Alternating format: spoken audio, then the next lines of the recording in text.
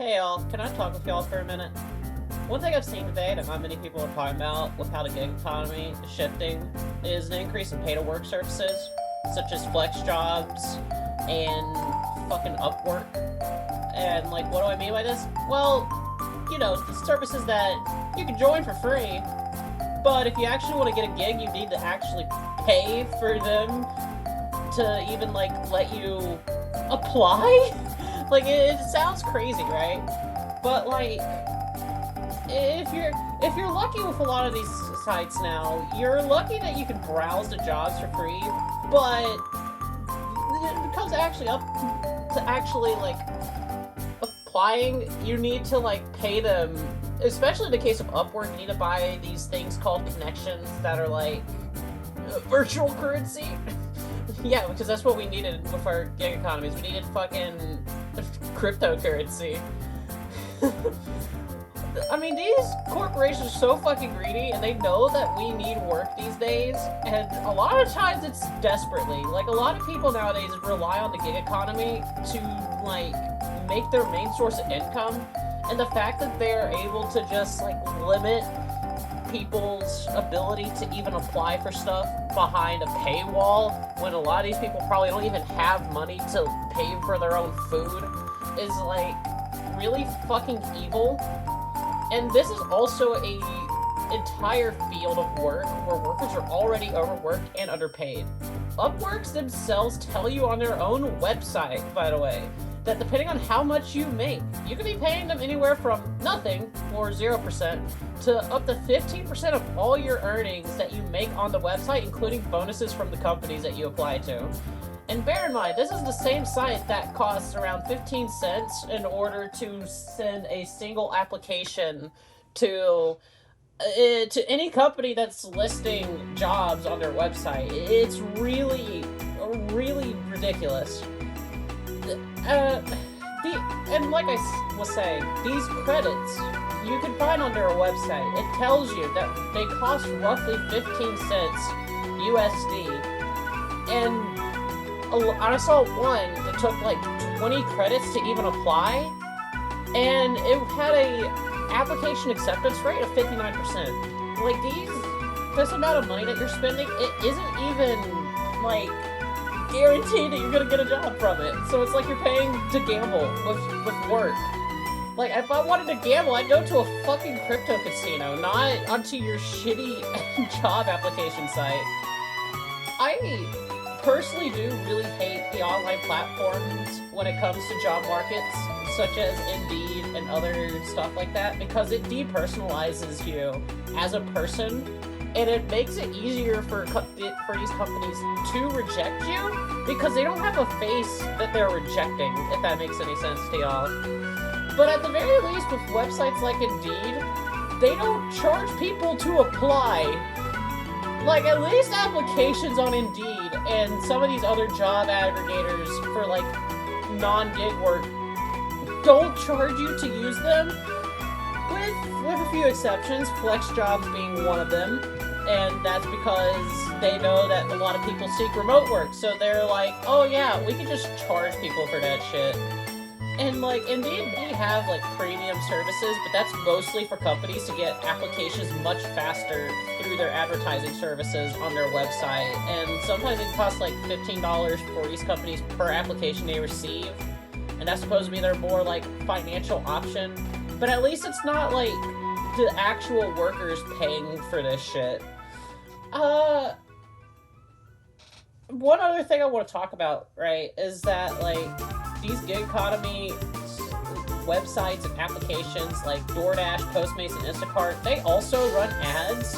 And it's similar to how the advertising works on Indeed, but it's a little different on those because what happens with, especially on DoorDash and Postmates, is that when a company advertises a certain, like, let's say McDonald's or some other company, for example, what'll end up happening is that a lot of people don't want to actually search for local spots, or they're just looking for something quick to eat. So it causes a lot more traffic to go to a single store or a handful of stores, and especially with DoorDashers, I'm sure you've seen on the app where when you order food, they'll be like delivering multiple different ones at once.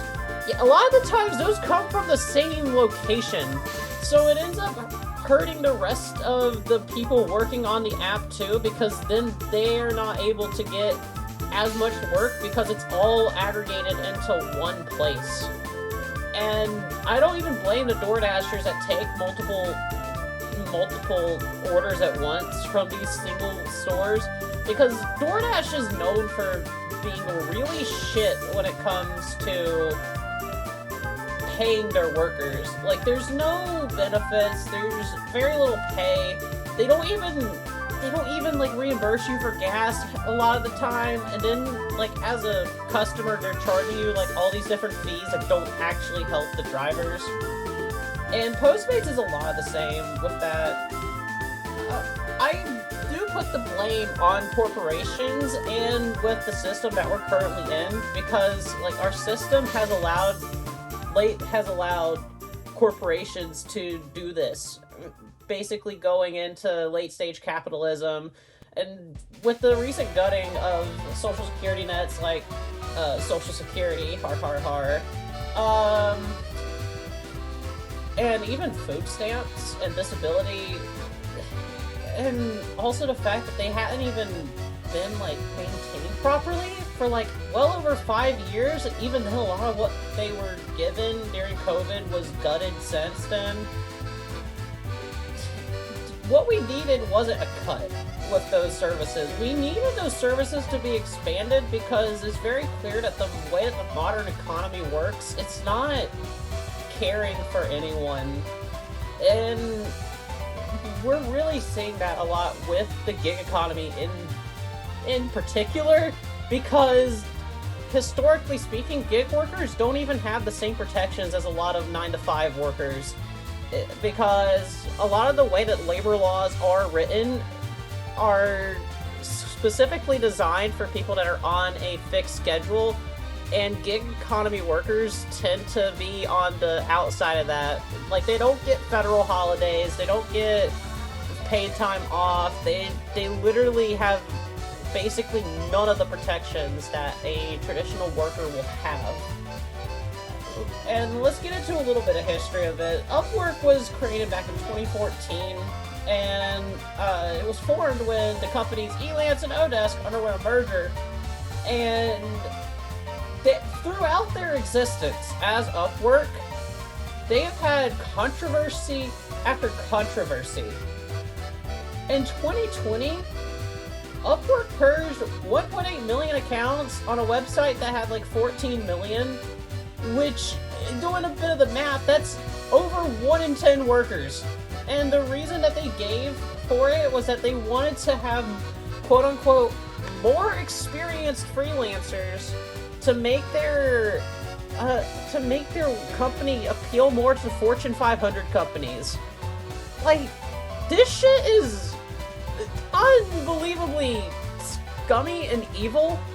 Like, just kicking people off your platform because you want to look better on the stock market?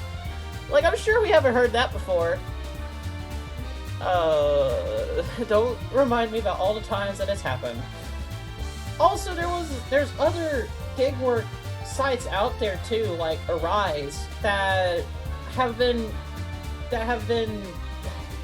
actually fined by the FTC for lying about how much people can actually make on there. And this is just showing that there's an underlying pattern with this entire sector of the workforce. Like, it's very clear that just these companies don't give a fuck about us at all. And Arise got in trouble specifically because they had been advertising in 2022 that they could get you to make around $18 an hour, when 99.9% of all gig workers on the platform were making under that amount and much closer to around $12 an hour. That is less than the starting pay I had at my local fucking Walmart. I could go to work a 9-to-5 at my local Walmart and make $14.25 an hour, or I could like, work for $12 an hour on a rise. Also, that's not where the shitty ends. We gotta get into the gritty shitty with this. Arise also was advertising they could be a main income source rather than what it was clearly geared towards being, which is as a side hustle. Like, it's very clearly just a way to make a little extra cash on the side, not as a main income source. Well, they still were advertising that they could be your main income source, and they also wouldn't let you make any money off their website if you didn't spend around $250 just to go through the training that they provide so you can make money on their platform. And, like, the way that the FTC's article, which I'm also going to link in the description, along with every source I've used for this video, the way that it sounds, you could still work on their platform, you just couldn't get paid for it. Which, I hope that's not the case, but knowing what I know about modern corporations, I do not fucking doubt that that's the case. And the FTC charged them around $7 million, and they were able to refund many of their workers that were harmed via their practices, around $6.7 million of that. Arise also was known to charge workers around $40 each month in mandatory fees, which also further took away that $12 an hour was giving you. And it's even better yet, because that sounds very much similar to how Upwork is, because Upwork also uses a pay-per-monthly thing, a subscription model, on their website for their workers. Like, this shit is so infuriating. Like, you can pay them per month, so you can get like 10 or 20 free application credits. Or actually, wait, no, I think that's the free version. But even so, when I signed up, there was like no way to get those 10 free. I forgot the actual like paid per month plan that they offer you. It gives you like 100 free applications, and considering that like one of the jobs that caught my eye that I actually would be qualified for took like 20, you're looking at maybe like a handful of applications able to be sent with that. And it's so nutty. And what's worse is that gig work wasn't always this way. Gig work used to be a symbol of economic freedom with many people who thought that the 9-to-5 wasn't a satisfying way to live. Which is completely understandable as someone who's only worked 9-to-5s before. 9-to-5s fucking suck. But I'd rather work one than be exploited like this shit. But let's go back into the history of the gig economy a little bit. The whole like idea of the modern gig economy started in the 1970s as freelancer fueled work was starting to become more popular, and its explosion into what it is today started after the dot-com boom in the early 2000s with the rise of platforms like Craigslist and Elance, which, as you remember, that became Upwork in 2014. The people that are doing this, like, really corrupt and exploitative shit are the originals of the entire industry.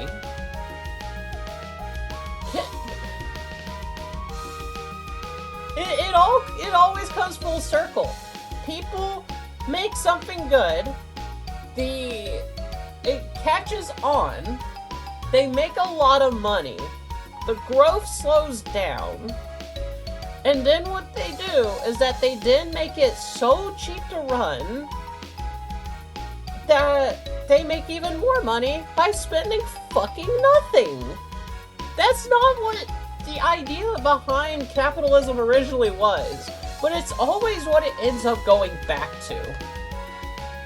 Anyways, the whole gig economy only really came into focus in the mainstream with the advent of platforms like Uber, Lyft, DoorDash, and other ride-sharing apps like them. And also delivery apps, which is why I mentioned DoorDash. And that's what made it into what it is today. And it's also very funny because we can also see a lot of the scummy practices from a lot of those companies that are commonplace within the entirety of the gig economy right now. Especially from Uber. Yeah, remember how people got, like, murdered because of Uber scams, as well as them not vetting their workers, and them also, like, being really horrible with their pricing, checking your phone battery to see if you, like, really needed a ride, to also then, like, charge you more if your phone battery was lower. I fucking hate Uber, if you cannot tell. Anyways, I wanted to make this video because of Upwork specifically and FlexJobs, because FlexJobs, every advert you see paints it to be a free-to-use platform. It is not. You have to pay monthly to even browse jobs on the website, much less apply.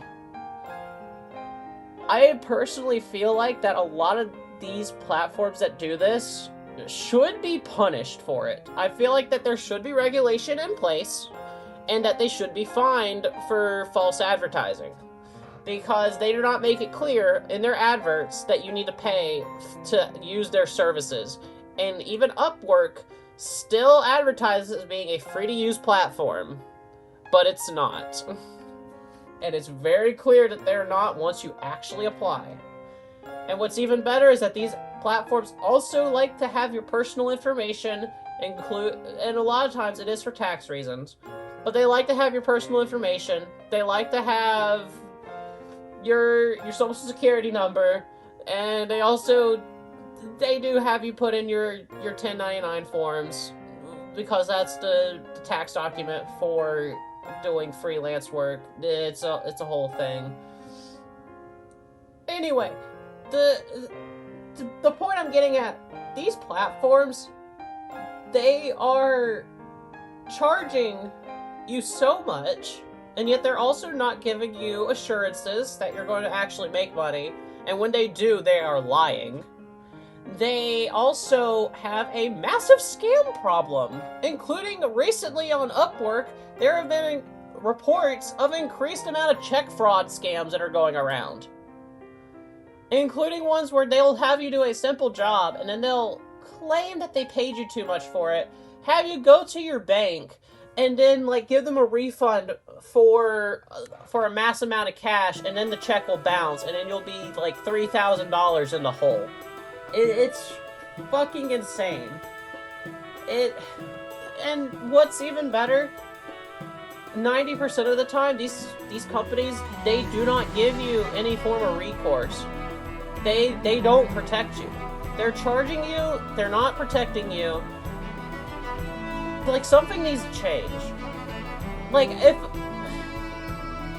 I got my Steam account hacked, and I lost my account access, I know that I could rely on Steam to go and basically make sure that that is not a problem no more. Because Steam actually gives you recourse and ways to actually protect yourself in the case of fraud and scams. Yes, they are not a perfect platform, but why is it that a fucking entertainment company can protect me more than a fucking gig work aggregator company? Well, how does that make fucking sense? Like, I would expect to have more recourse when I'm getting scammed looking for work than with my fucking Steam account. But that's not the fucking case. Like, you'd think that work is much more important, considering that's the main source of most people's livelihoods, would be more important and have more safeguards than a Steam library. But it doesn't. It doesn't. This is all a symptom of enshittification that we've seen all over our economy, all over, from shrinkflation, where we're paying more for less at McDonald's, and even in our grocery stores, we're getting paid the same while everything just shoots up in price, which makes no fucking sense. And we're just watching these corporations steal more and more from us. Like, something needs to change.